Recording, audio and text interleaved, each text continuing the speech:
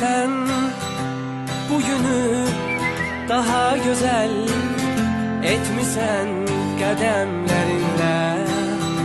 Arzular səslənir sənin doğum günündə. Sen güləndə, sevinəndə uzaq durur həyatdan qəm-kədər. Yaxşı ki dünyaya bugün göz açmısan sen. Bütün sevənlər səni gözlədi, hər anı, hər günü, ötən hər dəqiqəni söyləsin.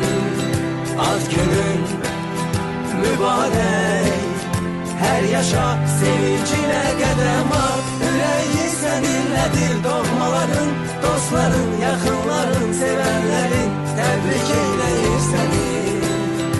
Ad günün mübarək, hər yaşa sevincinə qədəm at.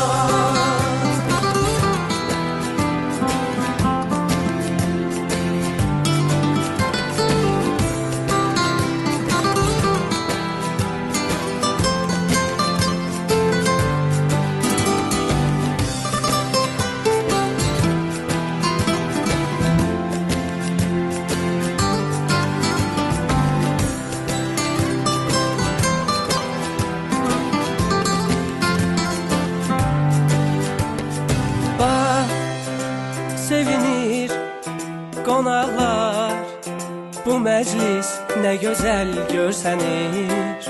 Hər arzu, hər istək, bu təbrik sənin üçün səslənir. Ad günün mübarək, xoş gününü görək, çin olsun hər dilək sən düşündüyün kimi.